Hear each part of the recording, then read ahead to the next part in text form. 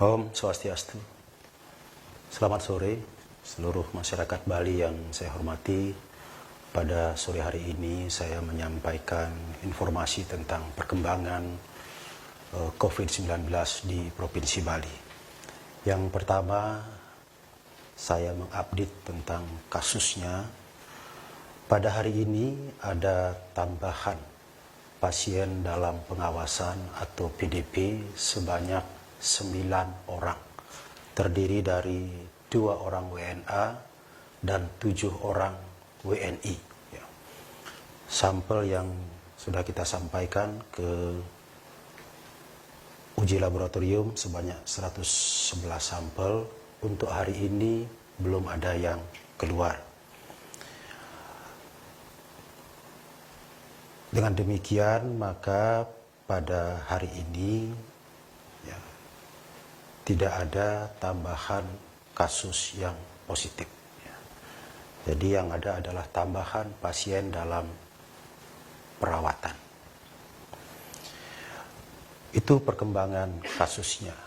Kemudian yang kedua, untuk update kebijakan dapat saya sampaikan bahwa Bapak Gubernur Bali pada kemarin sore mengeluarkan surat himbauan kepada masyarakat untuk terus meningkatkan upaya-upaya pencegahan penyebaran COVID-19 ini dengan jalan disiplin melaksanakan jaga jarak satu dengan yang lain, mengurangi aktivitas di luar rumah.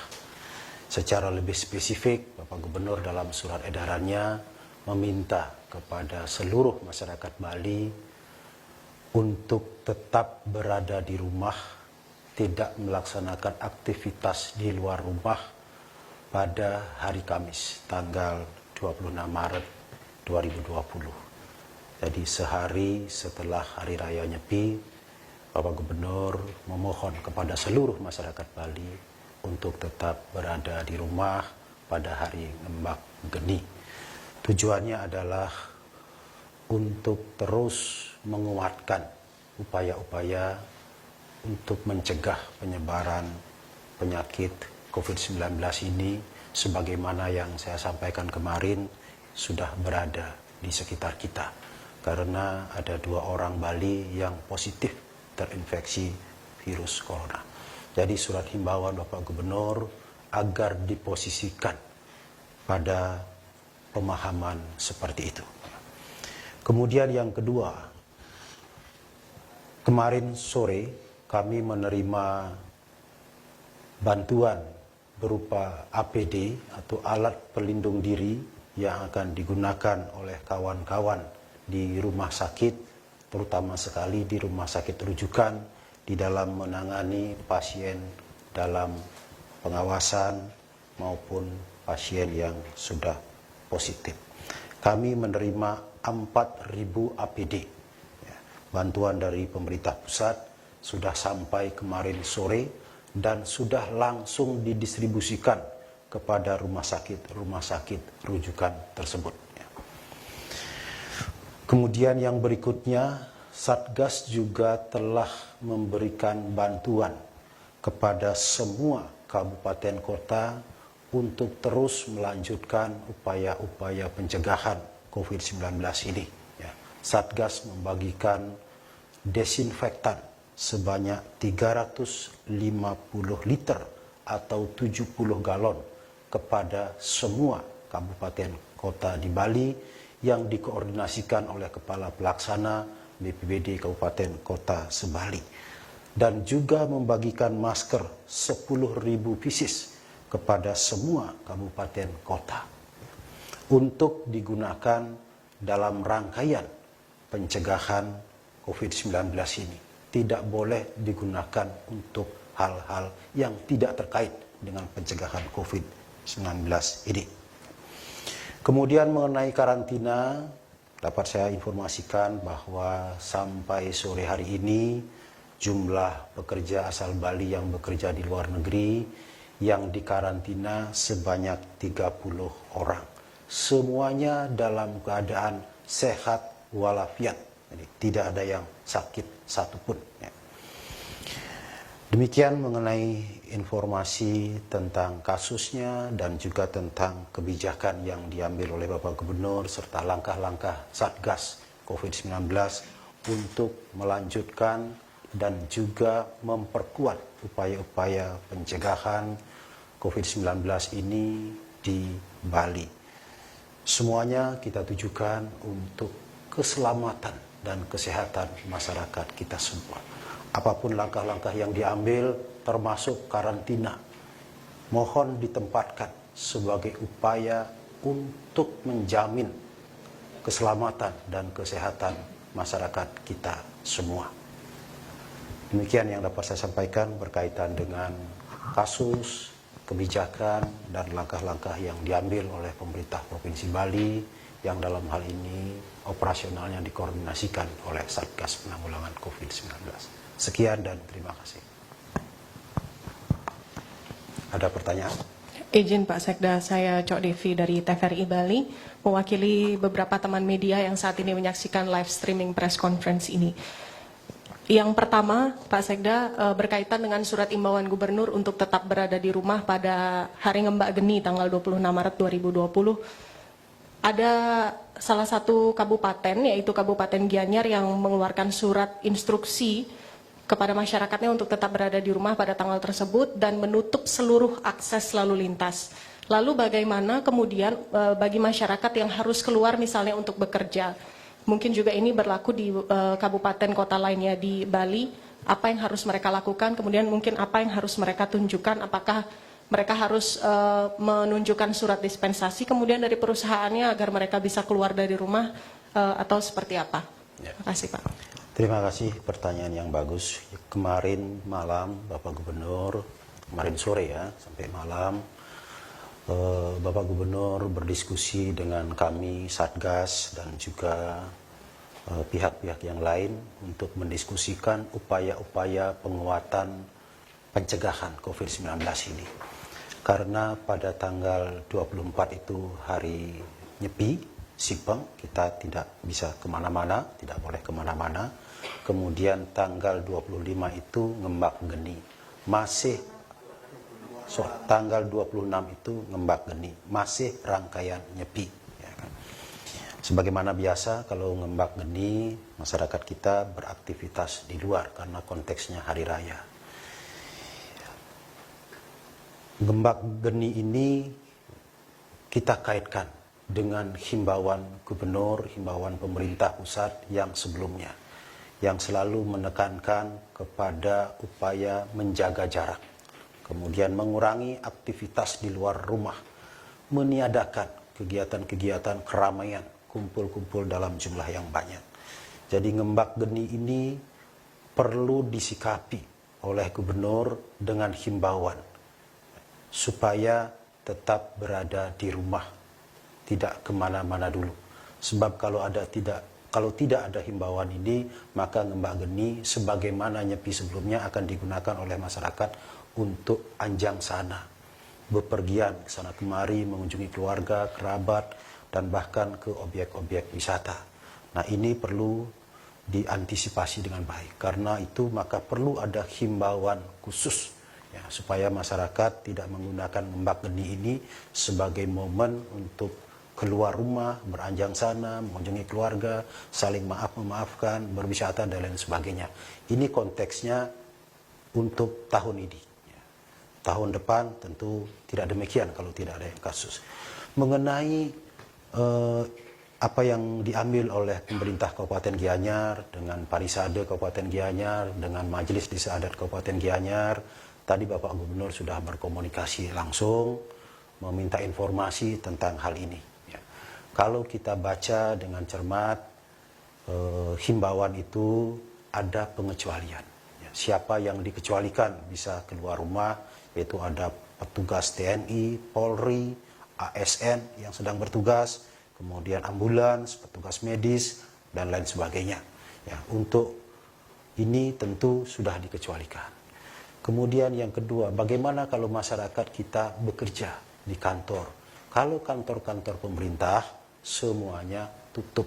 Jadi tidak ada yang bekerja. kecuali rumah sakit. Tapi untuk pergi ke rumah sakit sudah ada pengecualian. Bagaimana kantor-kantor lainnya, bank, perusahaan. Dengan himbauan gubernur ini, maka semua kantor-kantor itu tutup. Bahkan sebelum arahan, edaran ini, himbauan ini dikeluarkan oleh Bapak Gubernur, sudah dikomunikasikan dengan Bank Indonesia, bahwa Bank Indonesia menyambut baik. Dikomunikasikan juga dengan Polri dan juga dengan TNI. Jadi semuanya menyambut positif karena semuanya komit untuk menguatkan upaya-upaya pencegahan. Mengenai penutupan jalan, sudah juga dikomunikasikan dengan Bupati Gianyar bahwa penutupan jalan ini hanya untuk masyarakat setempat di wilayah itu. Tetapi bagi jalur-jalur logistik nasional, seperti misalnya dari Jawa, Bali, NTB, itu tetap diizinkan. Tetap diizinkan. Karena memang kita tidak menutup pelabuhan Benoa, Pelabuhan Padang Bae, dan juga Bandara Ngurah Rai. Penutupan resmi untuk pelabuhan dan bandara ini kan hanya pada tanggal 25. Tanggal 26 pagi sudah dibuka. Tentu boleh lewat. Sudah dikomunikasikan. Bagaimana kalau pergi ke kabupaten lain? Posisinya sama. Himbauan ini berlaku untuk semua kabupaten kota di Bali. Jadi semua kantor-kantor pemerintah, bank, swasta juga sama dalam posisi libur, sehingga dengan demikian tidak ada yang bekerja.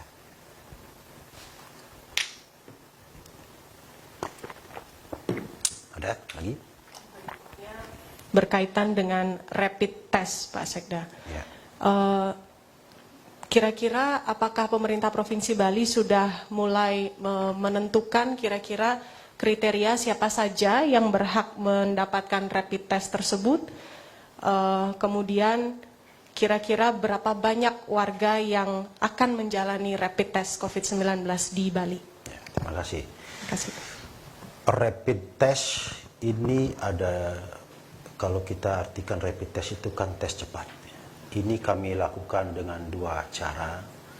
Yang pertama adalah agar tes uji COVID-19 ini bisa dilaksanakan di Bali. Untuk itu maka kami menguatkan, memberdayakan laboratorium yang ada di Rumah Sakit Sanglah.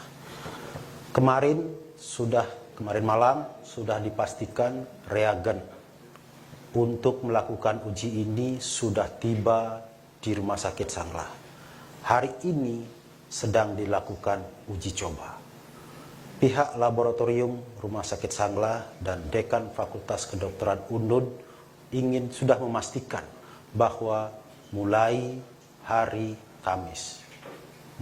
Kamis tanggal 26 Maret ini laboratorium uji atau tes COVID-19 ini sudah bisa digunakan.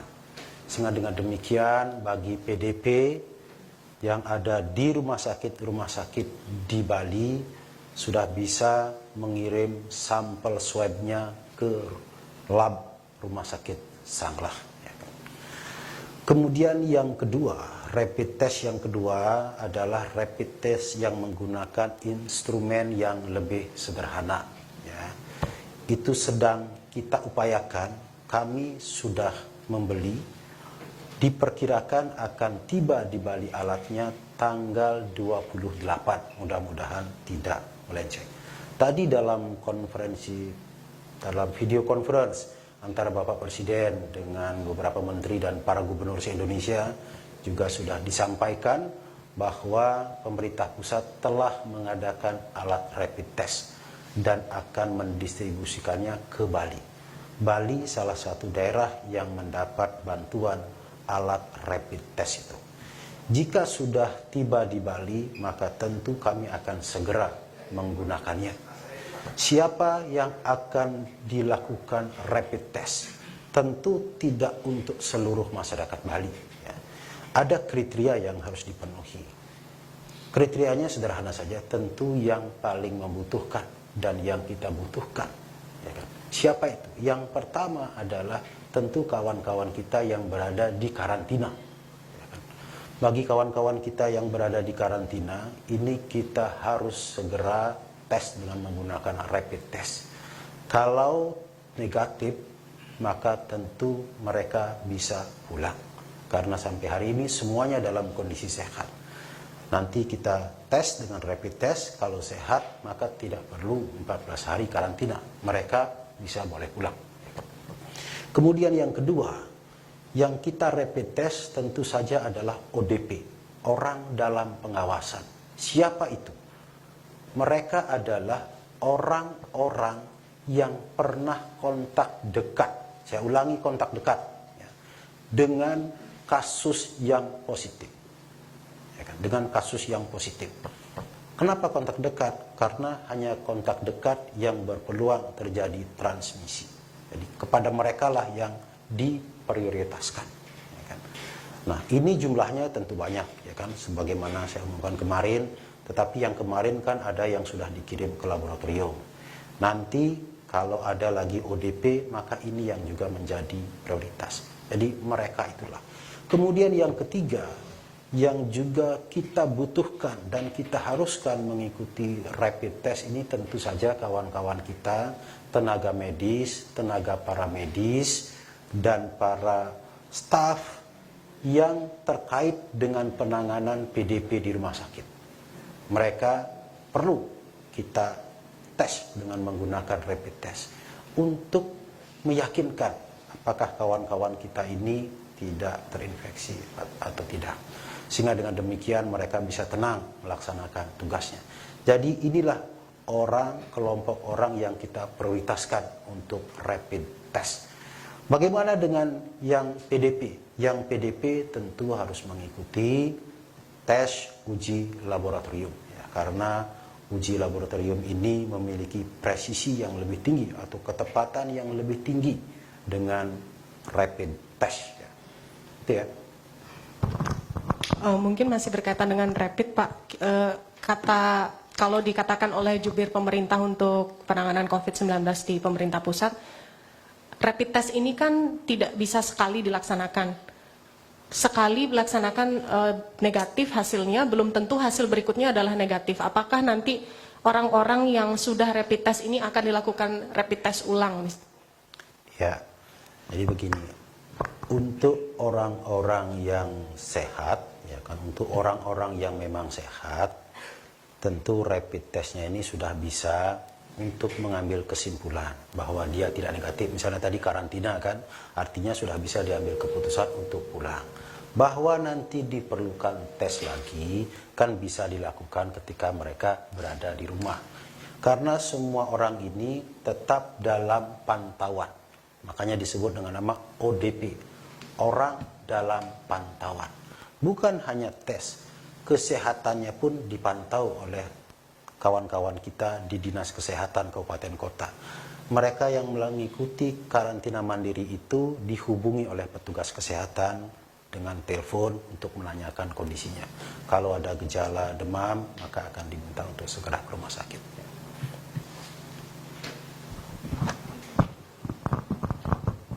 Satu lagi, Pak. Ada pertanyaan lagi dari teman media. Bagaimana persiapan Pemprov jelang nyepi di Bali dengan kondisi COVID-19 ini, Pak? Mungkinkah ada persiapan khusus misalnya untuk dari BPBD akan ada tenaga yang lebih dikerahkan atau protap yang berbeda mungkin dilaksanakan dibandingkan dengan nyepi-nyepi sebelumnya? Ya, Hari Raya Nyepi sudah kita lewati bertahun-tahun. Tentu sudah hal yang biasa. Bagaimana dalam situasi darurat COVID ini, ya kan? Satgas tetap bekerja. Sekretariat Satgas di Pusdalop tetap bekerja untuk memonitor perkembangan ini, ya kan? Sudah kami lakukan pembagian tugas, siapa yang bertugas tanggal 24 hari ini sampai malam, siapa yang bertugas tanggal 25, dan siapa yang bertugas tanggal 26. Mereka ini yang akan terus memonitor apa yang terjadi di masyarakat. Kalau mereka harus turun, ada kasus, maka mereka bisa bertugas, bisa bergerak di lapangan. Karena sudah disiapkan kendaraan ambulan dan petugasnya. Dalam rangkaian nyepi ini, termasuk hari nyepinya tanggal 25, sesuai ketentuan, ambulans tetap bisa berjalan. Ya. Jadi meskipun Hari Raya Nyepi, Satgas tetap bertugas, ada personil yang tugas, dan kami semua, saya terutama Ketua Satgas tentu akan tetap memonitor. Rumah sakit seperti biasa bekerja memberikan pelayanan yang tetap optimal, yang sebaik-baiknya kepada para pasien.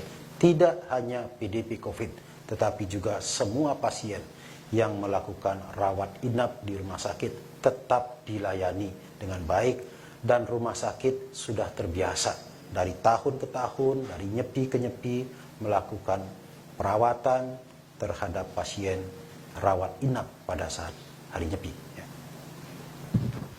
Ada lagi? Ada lagi, Pak. Ya. Untuk pekerja migran yang baru pulang ini, apakah seluruhnya dikategorikan sebagai ODP? Iya, betul. Sesungguhnya semua pekerja migran ini termasuk dalam kategori ODP, terutama sekali yang berasal dari 10 negara terjangkit. Namun demikian, pemantauan kepada mereka tentu tidak sama. Ya kan? Yang dikarantina itu juga ODP. Nah, penanganannya dilakukan oleh kawan-kawan yang bertugas di karantina.